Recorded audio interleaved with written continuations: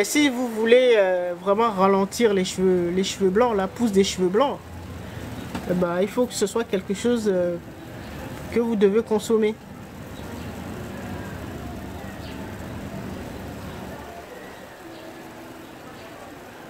Il y a des recettes, hein. Moi, j'ai vu des personnes âgées, des mémés, qui ont commencé à... leurs cheveux ont commencé à redevenir noirs, sombres. Ça, c'est des secrets.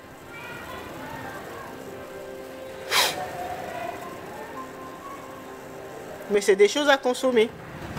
Ou des programmes, ou des reprogrammations du subconscient.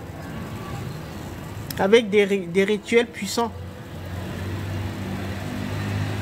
Ça, c'est des choses à faire. Il faut connaître.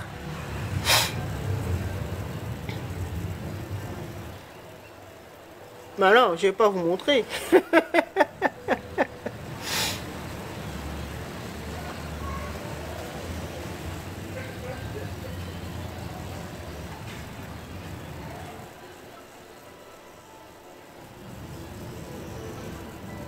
Adèle, on voit ça en privé.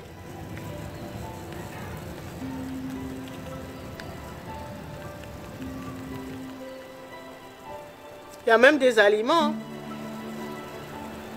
Des aliments à consommer pour... Mais bon, c'est pas par magie. Hein. Vous n'allez pas avoir les cheveux qui vont commencer à noircir au bout d'un mois. Hein. C'est pas par magie, c'est progressivement. Sur 2-3 ans, voilà, vous allez avoir le résultat. Vous allez inverser le processus. Mais comme ça se trouve en nous, donc c'est à l'intérieur qu'il faut agir.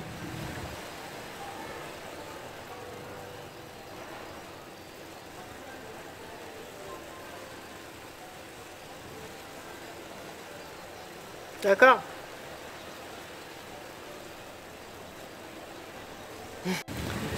Alors, je fais référence à une conférence magistrale que Kalala Omotunwe avait donnée, où il expliquait, parce que c'est lui qui a beaucoup parlé de l'ère du Verseau. D'accord? Et il expliquait qu'en fait, pour pouvoir rentrer dans l'ère du Verseau, comme je vous disais la semaine dernière, c'est un potentiel. D'accord? C'est une possibilité.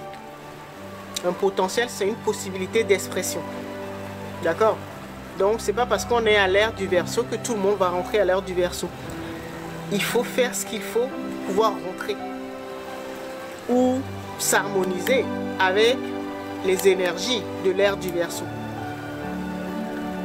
D'accord? Sinon, vous restez dans l'ancienne ère, c'est-à-dire l'ère du Poisson. Vous serez toujours contrôlé par les forces involutives du bas astral. Donc les forces sombres, si on peut dire ça. D'accord? Et donc,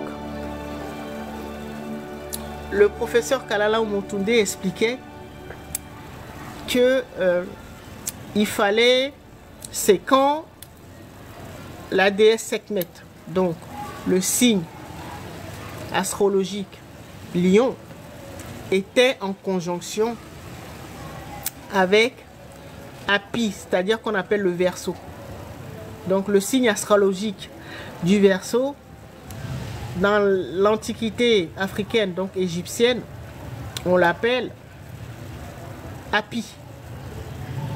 Hapi, ça s'écrit H-A-P-I. D'accord? Et le signe Lion, on l'appelle Sekhmet. D'accord? Et donc, pour qu'on puisse rentrer dans l'ère du Verseau, donc dans l'ère d'Hapi, il faut qu'il y ait une conjonction du lion, c'est-à-dire Sekhmet, avec Hapi. Nous avons une polarité masculine et une polarité féminine. D'accord? Donc, un esprit masculin, polarité masculine, et une âme. Si on peut dire ça. Schématiser ça comme ça. D'accord? Donc, ça veut dire que à l'ère du... Si vous voulez rentrer dans l'ère du Verseau, vous devez vous reprogrammer comme la déesse Sekhmet. Donc, la prendre comme modèle. C'est-à-dire que votre polarité masculine doit être un esprit guerrier. C'est ce qu'on appelle la générale. Les militaires, ce sont les guerriers des temps modernes. D'accord? Donc il faut savoir faire la guerre. Il faut pouvoir activer son armée intérieure, c'est-à-dire les anticorps. Tout notre système immunitaire. Il faut savoir les réactiver et les renforcer.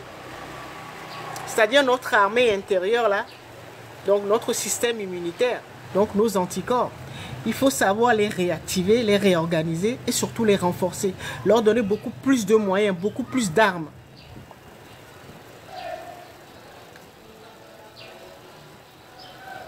D'accord?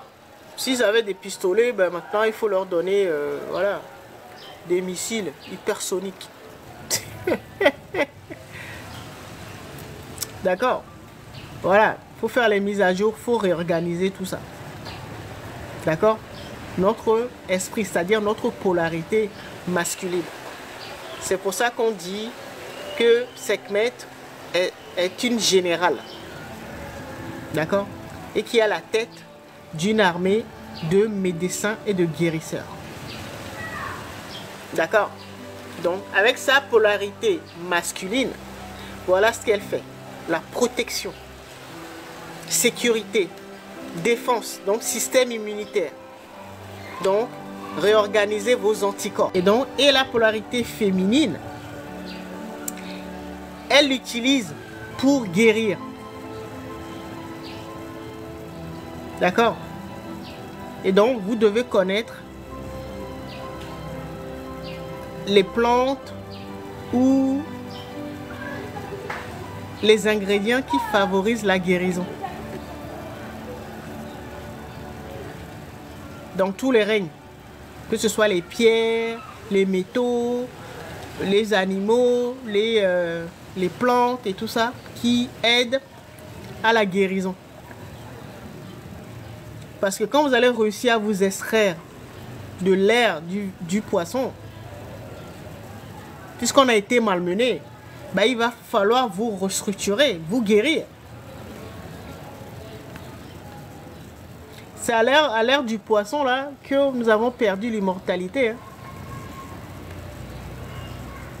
Si vous regardez même regardez dans vos lignées, vos arrière grands-parents, ils vivaient longtemps, en bonne santé.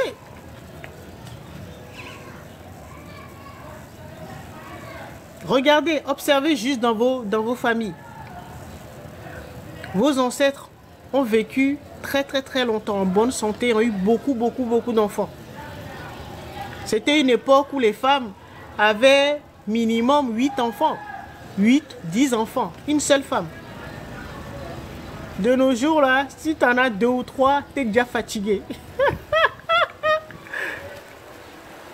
Nos grands-mères là, elles avaient minimum 8 enfants. Elles avaient mis au monde minimum 8 enfants. Quand tu as 8 enfants là, ça veut dire que toi tu n'as pas eu beaucoup d'enfants.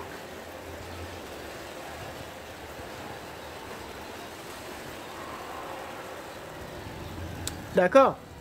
Et donc, comme on s'est fait avoir, c'est là où sont à l'ère du poisson, c'est là où sont apparus tous les systèmes de contrôle, hein, où on vous manipule, on vous contrôle.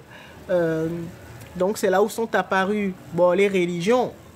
D'accord? La plupart des religions qu'on connaît,